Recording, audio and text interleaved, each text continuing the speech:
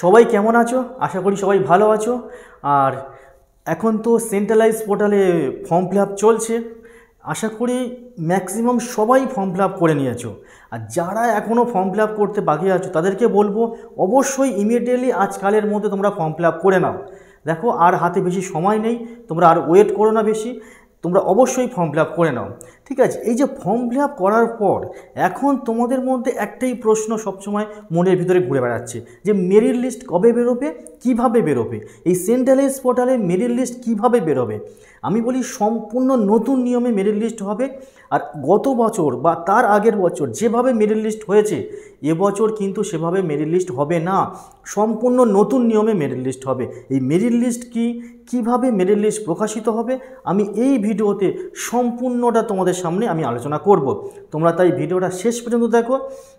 আর যারা নতুন দেখছো আমার ভিডিওতে তারা অবশ্যই সাবস্ক্রাইব করে আমার পাশে থাকবে, ঠিক আছে? আর অবশ্যই কমেন্ট করো আর বন্ধুদের মধ্যে এই ভিডিওটা শেয়ার করে দিও। প্রথমেই বলবো মেরিট লিস্ট বিষয়টি কি। দেখো এই মেরিট লিস্ট কি এটা তোমাকে জানতে গেলে আগে তোমাকে বুঝতে হবে তোমরা যখন ফর্ম ফিল আপ করেছিলে এই ফর্ম ফিল আপের সময় তোমরা তোমাদের উচ্চ মাধ্যমিকের সমস্ত মার্কশিটের ডকুমেন্টস এবং অন্যান্য ডকুমেন্টস তোমরা সাবমিট করেছিলে। এই যে মার্কশিটের ওপর ভিত্তি করে যে নাম্বারটা তোমরা পেয়েছো সেই নাম্বারের ওপর ভিত্তি করে তোমাদের একটা স্কোর কার্ড তৈরি হবে। দেখো একটা মেরিট ইন্ডেক্স বা মেরিট স্কোর তৈরি হবে। সেই স্কোর যার যত বেশি হবে সেই অনুযায়ী একটা লিস্ট তৈরি করা হবে। আর সেই লিস্টটা আপলোড করা হবে, সেটাকে বলা হয় মেরিট লিস্ট প্রকাশ। এই মেরিট লিস্টে যার স্কোর যত বেশি হবে সেই আগে চান্স পাবে, তারপর এইভাবে পরপর যার যত কম আস্তে আস্তে তারা নিচের দিকে নামবে। এইভাবে মেরিট লিস্ট তৈরি হবে। তবে এই প্রসঙ্গে বলে রাখি আগের বছরগুলোতে যেভাবে মেরিট লিস্ট তৈরি হয়েছিল একদম এবছর কিন্তু সম্পূর্ণ নতুন নিয়মে মেরিট লিস্ট তৈরি হচ্ছে। এটা আগের বছর বা গত বছরের সঙ্গে কোনো তুলনা করলে একদমই মিল পাবে না, সম্পূর্ণ নতুন পদ্ধতিতে মেরিট লিস্ট তৈরি হবে। ঠিক আছে, তাহলে বোঝা গেল মেরিট লিস্ট বিষয়টা কি। এবারে আসছি এই মেরিট লিস্ট কীভাবে প্রকাশিত হবে। প্রথমেই বলি তোমরা সবাই অলরেডি জেনে গেছো যে আগামী 12ই জুলাই 12 তারিখে তোমাদের মেরিট লিস্ট প্রকাশ হচ্ছে। এই প্রসঙ্গে বলে রাখি এখানে কোনো কলেজ আলাদাভাবে মেরিট লিস্ট প্রকাশ করবে না। সমস্ত কলেজ এই যে পোর্টাল সেন্ট্রালাইজ পোর্টালে যত কলেজ ইউনিভার্সিটি এখানে আছে যুক্ত আছে সমস্ত কলেজ এবং ইউনিভার্সিটি একসাথে মেরিট লিস্ট বের করবে ওই 12 তারিখে একদিনে একই সময়ে। তাহলে বোঝা গেল বিষয়টা। তাহলে তোমরা এবার কিভাবে জানতে পারবে তোমাদের মেরিট লিস্ট, তোমাদের নাম বা সেই দিন প্রকাশ হয়েছে বা তোমাদের নাম কোনো কলেজে আছে। দেখো তোমরা কিন্তু রেজিস্ট্রেশন করার সময় মানে ফর্ম ফিল আপে রেজিস্ট্রেশন করার সময় তোমরা ইমেল আইডি দিয়েছো, তোমাদের ফোন নাম্বার দিয়েছো এবং তোমাদের সেই প্রোফাইলে তোমরা কিন্তু সার্চ করে দেখবে বা তোমরা একটু খোঁজ রাখবে তোমাদের ইমেল আইডি কিংবা তোমাদের ফোন নাম্বারে অবশ্যই তোমরা এই বিষয়টা জানতে পারবে। এখানে সমস্ত কিছুকে এখানে জানানো হবে। এবার আসি এই যে তোমরা যখন দেখবে এই যে মেরিট লিস্ট যখন প্রকাশ হচ্ছে তখন তোমাদের ওই প্রোফাইলে তোমাদের নামের পাশে কোনো কলেজ যদি তোমাকে সিলেক্ট করে তাহলে সেক্ষেত্রে তোমাকে অ্যালার্ট দেখাবে। ঠিক আছে, তাহলে তোমরা অ্যালার্ট দেখালো মানে তুমি কিন্তু সেই কলেজে ভর্তি হওয়ার জন্য যোগ্য। এখানে বলে রাখি কিভাবে তোমাকে মেরিট লিস্টটা তৈরি করবে।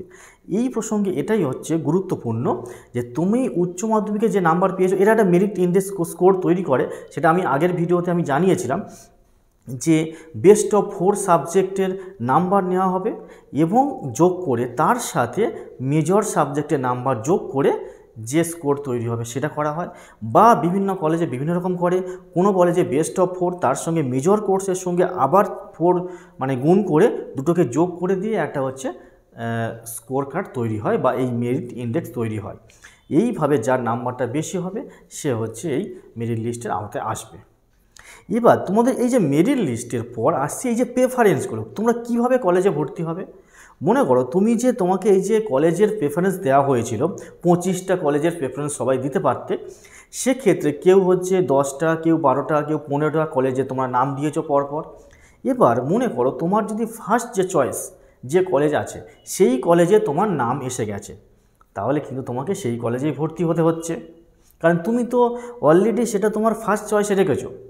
এবং ফার্স্ট চয়েসে রেখেছো মানেই তুমি সেটা তোমার হচ্ছে ফেভারিট কলেজ, সেটা তোমার প্রিয় কলেজ, সেই কলেজে তুমি হচ্ছে ভর্তি হতে পারছো। এটা বুঝতে পারলে? এই প্রসঙ্গে বলে রাখি, তোমার ফেভারিট কলেজ কি বা তোমার প্রিয় কলেজ কি, তুমি কোন কলেজে ভর্তি হওয়ার জন্য সবচেয়ে মুখিয়ে আছো, সেই কলেজের নামটা অবশ্যই কমেন্টে জানাবে। তাতে আমিও বলো তোমার ওই ফার্স্ট কলেজে মানে ফার্স্ট প্রেফারেন্স যে কলেজ রেখেছো সেই কলেজে তোমার নাম আসেনি, তোমাকে হচ্ছে সেকেন্ড প্রেফারেন্স কলেজে নাম এসছে, তখন তুমি কি করবে? তখন তোমার হাতে দুটো অপশান থাকবে। এক, তুমি সেই কলেজে ভর্তি হতে পারবো, কিংবা তুমি কিন্তু পরের লিস্টের অপেক্ষায় থাকতে পারো, এটা হতে পারো। তবে আমি এ প্রসঙ্গে বলবো, তুমি ফার্স্ট লিস্টে তোমার যে কোনো কলেজে বা যে কোনো চয়েসে 1 নম্বর 2 নম্বর 3 নম্বর 4 নম্বর 5 নম্বর 10 নম্বর যে কোনো তোমার সিরিয়াল বা প্রেফারেন্সে যদি নাম আসে, তুমি অবশ্যই ভর্তি হয়ে যাবে। কেন বলছি? দেখো, তোমাকে এখানে কিন্তু একটা সুযোগ আছে। তুমি মনে করো তুমি হচ্ছে 1 নম্বর 2 নম্বর বা 3 নম্বরের মধ্যে তুমি খুব চান্স রেখেছো যে এর মধ্যেই ভর্তি হব, কিন্তু সেগুলোতে তোমার ফার্স্ট লিস্টে নাম আসেনি, তোমাকে 5 নম্বর তোমার কলেজে নাম এসছে, সেক্ষেত্রে তুমি ভর্তি হয়ে যাও। তুমি কিন্তু এই অটো আপগ্রেডেশান বলে একটা অপশান আছে, সেটা তুমি যদি অন করে দাও, তাহলে তুমি পরবর্তীতে যদি কলেজের সিট খালি থাকে মানে সেকেন্ড লিস্ট বা থার্ড লিস্টে যখন বেরোবে, তখন এই যে কলেজগুলোর যদি সিট খালি থাকে তোমার নামও সেখানে চলে আসতে পারে, তখন কিন্তু তুমি সেই কলেজে শিফট হতে পারো। সেখানে তোমাকে কিন্তু কলেজে শিফট হওয়ার সাথে সাথে তোমার টাকাও রিফান্ড আসবে বা টাকা সেখানেও শিফট করে দেওয়া হবে। এইভাবে কিন্তু তোমার পুরো প্রসেসিংটা চলবে, তাহলে এখানে কোনো রকম তোমার সমস্যা হবে না। তাই বলছি, তোমরা কিন্তু ভর্তি না হয়ে ওয়েট করো না, ভর্তি তোমরা যে কোনো একটা কলেজে নাম এলেই অবশ্যই ভর্তি হয়ে যাবে। তাহলে এখানে তোমরা কি বুঝতে পারলে যে ফার্স্ট কলেজে যদি হচ্ছে তোমার না হয় তাহলে সেকেন্ড কলেজ। এবার তোমাকে একটা কথা বলি, অনেকে হয়তো ভাববে যে তা আমি মানে 10টা কলেজের নাম দিয়েছি, প্রথম লিস্টে আমার নাম্বার খুব হাই আছে, 10টা কলেজের নাম চলে এলো, তাহলে আমি যে কোনো একটা কলেজে ভর্তি হব। এমনটা হবে না, এটা পরিষ্কার বলছি, এমনটা হবে না। তোমার যদি ফার্স্ট কলেজে মানে তুমি যে ফার্স্ট প্রেফারেন্স রেখেছো সেই কলেজে তোমার যদি নাম চলে আসে, তাহলে কিন্তু সেকেন্ড থার্ড ফোর্থ আর তোমাকে কিন্তু অ্যালার্ট দেখাবে না। তার কারণ তুমি হচ্ছে ওই কলেজে হচ্ছে তোমাকে সুযোগ দেওয়া হয়েছে, বুঝতে পারলে? যদি তোমাকে ধরো না ফার্স্ট মানে এলো না, সেকেন্ড এলো, সেকেন্ডে তুমি যদি ভর্তি হয়ে যাও, তখন তোমার থার্ড ফোর্থ আর এগুলোতে আর তোমাকেও দেখাবে না, কারণ তুমি ওই সেকেন্ড চয়েসটা তুমি পেয়ে গেছো। এইভাবে হচ্ছে তোমাকে কিন্তু first choice, second choice, third choice. এই প্রসঙ্গে বলে রাখি, সেই জন্য করে আমি বারবার বলি যে কলেজ প্রেফারেন্সগুলো দেওয়ার সময় খুব সতর্কতার সাথে দেবে, তোমার প্রিয় কলেজগুলো সবচেয়ে উপরে রাখবে।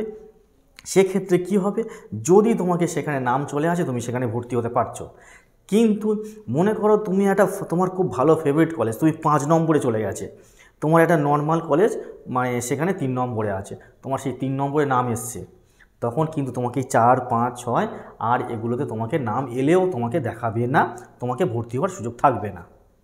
তাহলে বুঝতে পারছো, এক্ষেত্রে তোমাকে বাধ্যতামূলকভাবে ওই কলেজগুলোতে তোমাকে ভর্তি হতে হবে যদি তোমাকে 2 নম্বর বা 3 নম্বরে নাম আসে। তাহলে এক্ষেত্রে আরও একটা অপশান আছে, সুযোগ আছে, সেক্ষেত্রে তোমাকে এই অটো আপগ্রেডেশান অন করে তোমাকে পরের লিস্টের জন্য ওয়েট করতে হবে। যদি ওই কলেজগুলোতে সিট খালি থাকে তাহলে তোমার ওখানে নাম আসতে পারে। তাহলে বুঝতে পারলে, এইভাবে হচ্ছে তোমাকে কলেজে নাম আসবে। এবার মনে করো তুমি একটা কোনো কলেজে নাম এসছে, তুমি ভর্তি হতে চাইছো, কীভাবে ভর্তি হবে? এক্ষেত্রে বলি, একদম সামান্য তোমাকে ইনফরমেশান, তুমি কোন কাস্ট, তোমার কি নাম, এগুলো একটা ইনফরমেশান দিয়ে তুমি সেই কলেজের যে ফিসটা ওখানে দেখানো হয়েছিল ভর্তির সময়, এখনও দেখানো হবে, তুমি যে সাবজেক্ট ক্যাটাগরি বা চয়েস করেছিলে মানে কোন সাবজেক্টে ভর্তি হবে কোন কলেজের, সেই কলেজের যে ফিসটা ওখানে দেখানো হয়েছে সেই ফিসটা তুমি পেমেন্ট করলেই তুমি অটোমেটিক ভর্তি হয়ে গেলে।